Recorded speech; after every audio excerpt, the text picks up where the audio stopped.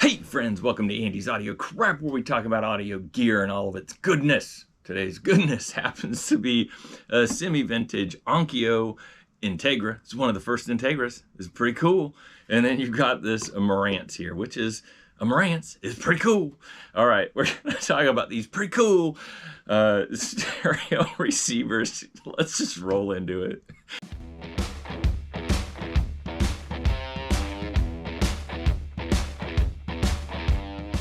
All right, before I get into the rest of the video here, and the Marantz section stays the same. It just does. If you already watched one in this series, you can skip ahead after I'm done doing the intro here for about 7 minutes. You can go in about 7 minutes, and you'll pick up right where we are going into the Acura Integra. That's what Onkyo Integra TX-85. Okay, I want to go over real quick what kind of music I listen to, and I'm going to talk about what's in common with them. You've got Led Zeppelin, AC/DC, Doors, Creedence Clearwater Revival, Beastie Boys, and the Breeders. And then on CD, I selected a couple of them. These are actually the ones that are just sitting on top. They've recently listened to them. Stray Cats, Crash Test Dummies, Romeo and Juliet soundtrack, really good soundtrack. A lot going on in that music there. Garden State, again, another great soundtrack that has a lot going on. Put those down here, get them out of the way. What do those all have in common? They have a lot of depth in their music. There is layering. The mixing is just wonderful. There's things happening at different volumes, and it's going on in stereo. And on a good receiver, that all comes out. Let's roll into the Marantz. Hopefully you're already familiar with Marantz. They have a long legacy of creating some of the most sought after, most desirable receivers and amplifiers. This in particular is a 2230. The 2230, they sold, I don't know how many hundreds of thousands of these, but they used to be a dime a dozen. You could go out on any alley and find 2 or 3 of them. I'm being a little sarcastic, but 10 years ago these were next to worthless. Now these are just going through the roof. So why? Well, they sound absolutely killer good. In my pursuit to find something that can substitute in for this, I'm going to be looking at several different categories. This is my receiver stereo amp score sheet, and every amp that I compare to the Marantz is going to get a score sheet. The Marantz got a score sheet, and what we're going to look at on the score sheet is listening crap, input output rating crap, and value add crap. Now let's go through the Marantz in particular. I gotta find it. There's a lot of them. I compared a lot of amps here, receivers. Top to bottom, this amplifier, as this one sits right now, would probably sell for $800 to $1,200 on eBay, depending on the day, depending on the buyer. It's Christmas time. God knows it's just gonna go crazy. So that classic 70s sound is what you're going to get with one of these. You look at the controls, you only have a very limited amount of controls on this thing. You have a receiver, you have tone controls, which is low, medium, high, bass, mid, treble. You have phono in, aux in, and a couple of cassettes, I think. No, one cassette, and that's it. You got a pre-out main in, things like that. It's really super basic, but it sounds absolutely phenomenal. And the looks, you can't deny it. The looks are great. Now, on the listening crap, because this is our benchmark, and we want to be able to distinguish between this and other receivers that I'm going to review, it gets 5s all the way down. Total score 25. We're going to score inputs, 10 each, and we're only looking at aux, CD, and phono. If it can do 4 ohms, it gets 20 points. Non-surround sound speaker outputs. So we're going to be doing some stereos that have surround sound. I just Don't even care about the other outputs, only the main outs. Left-right channel leakage. This one's a little bit of an odd duck, but it's pretty easy to test. You unplug one channel from the input, unplug the speaker from the opposite, and or no, you plug in, oh no, wait, I got that wrong. You unplug one of the inputs, unplug the same speaker, no, the other one. Anyways, it's some mix of that, and if you can hear audio coming through, there's leakage. And what we're gonna do is we're gonna put the Marantz at a -10, which is the middle. Separation and stage, kind of a byproduct of a lot of things. Dynamic range, leakage, just general ability of the stereo to, you know, replicate stereo sound. We're gonna, again, put Marantz right in the middle. It's gonna be a 10. So Marantz got a total input output or input total output thing. This Krapp score right here, it's got a 60. And then the value add Krapp is stuff like serviceability, which this one, we're gonna put it at the max. We're gonna say, this is the max of serviceability.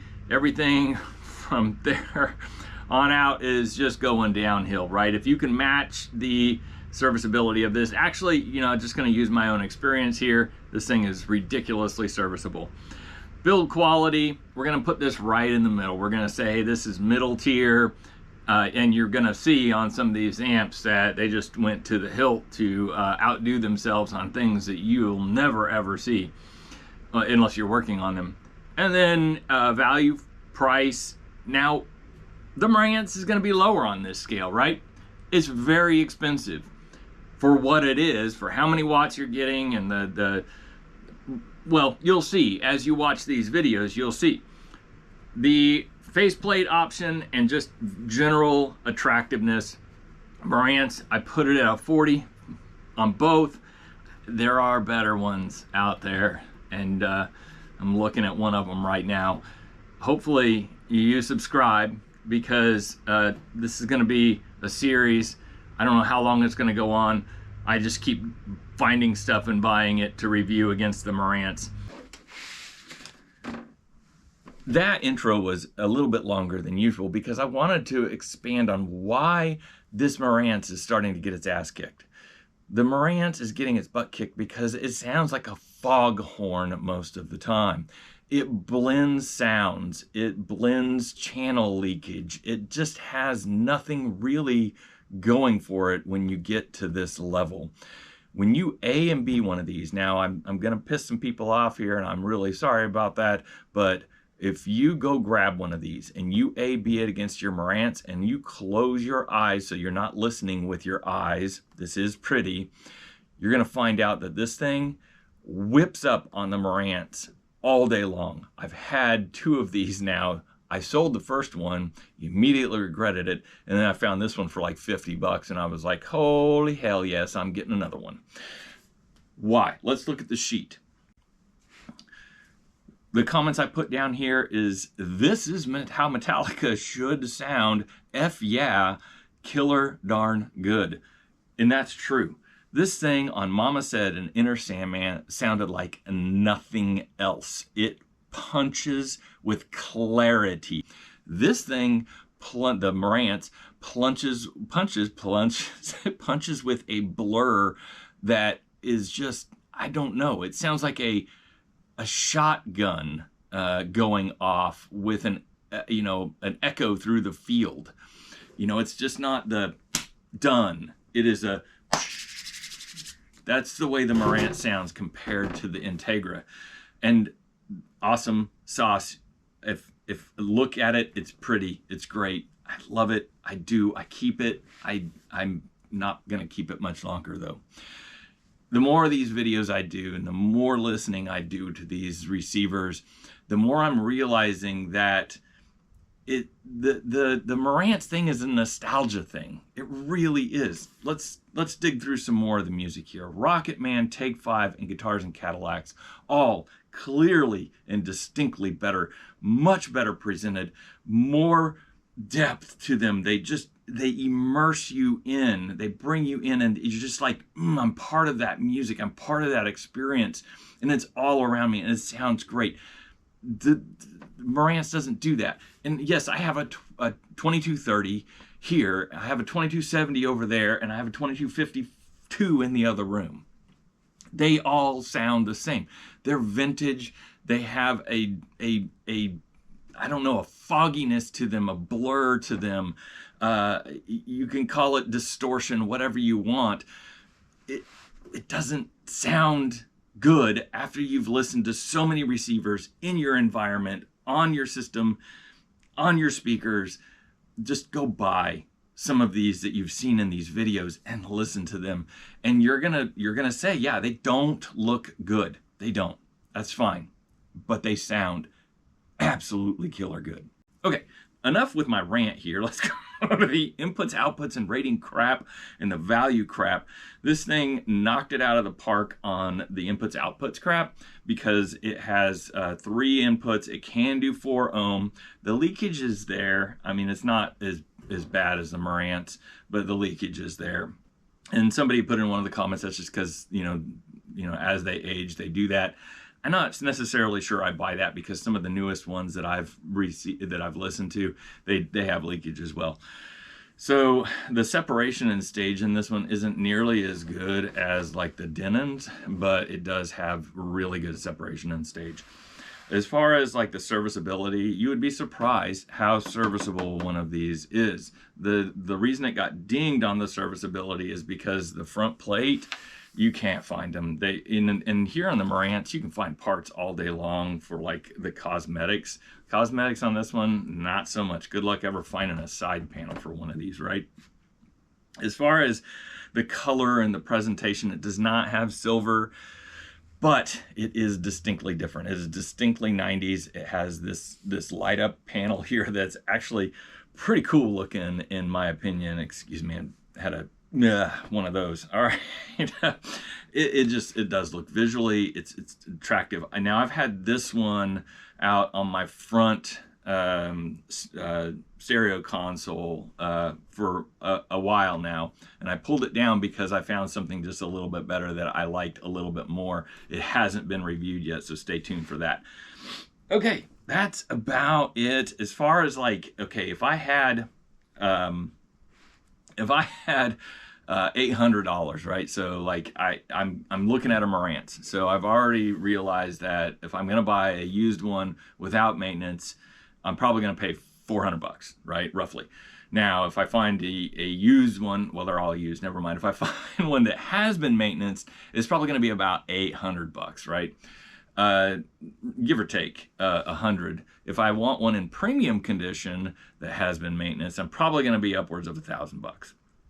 So let's just say I had $800 because I'm going to settle for something that's not in premium, you know, museum piece quality. I can get one of these for $100 shipped. I bought this one for 50. So you can buy 8 of these for the same price as this. And all day long it sounds better. It just does. And as far as like how it looks, I can deal with this. This is actually pretty cool looking. And as I had different people come by the house to buy things, to look at stuff, to pick up parts or whatever it is, their repairs or whatever it is that they needed from me, I got equal interest in this as I did the Marantz. No joke. And they were both out for months. In fact, actually the 2270 got less attention because people are familiar with it and they know what it is and they know what it looks like. They'll be like, oh cool, you got a 2270. And then if I have this out, they're like, what is that? That looks pretty cool.